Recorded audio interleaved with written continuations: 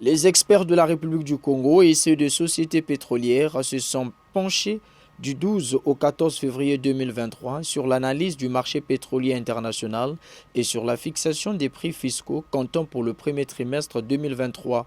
4 points essentiels ont constitué la trame de cette messe pétrolière. Les points suivants ont constitué l'essentiel des travaux lors de cette réunion. 1. Marché de pétrole au premier trimestre 2023. 2. Perspectives du marché pétrolier au deuxième trimestre 2023. 3. Comportement des bruts congolais sur le marché international. 4. Prix fixé des hydrocarbures produits en République du Congo.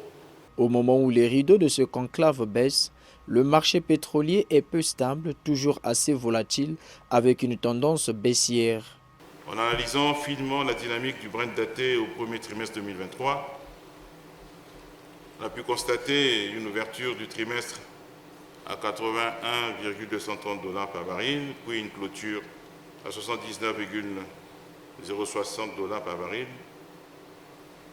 avec un maximum atteint le 23 janvier 2023 à 88,210 $ par baril, conduisant à une moyenne trimestrielle, on l'a dit, de 81,70 $ par baril, soit une baisse de 9,446 $ par baril par rapport au trimestre précédent. Signe évident d'un marché encore peu stable, toujours assez volatile, avec une tendance baissière que n'ont pu empêcher les récentes décisions de plusieurs pays de l'OPEP de baisser de façon pourtant relativement substantielle leur niveau de production. Le ministre des Hydrocarbures a réitéré la volonté de son équipe de produire, et ce dans un bref délai, les premières gouttes de gaz naturel liquéfié. Comme l'a dit mon directeur de cabinet à l'occasion du discours d'ouverture de cette réunion,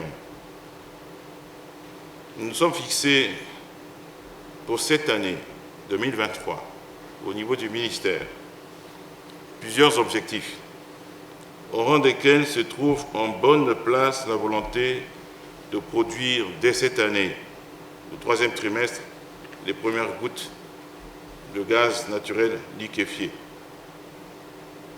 La cérémonie solennelle de lancement de ce projet devrait avoir lieu ici même à Pointe-Noire, sous le très haut patronage de son Excellence M. Denis Sassou Nguesso, président de la République, dans les jours qui viennent.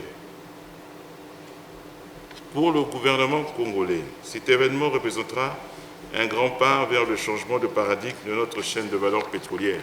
La politique de valorisation du gaz naturel mise en œuvre par le gouvernement vise entre autres à maximiser les bénéfices économiques et sociaux des ressources en gaz naturel pour la nation et pour les populations.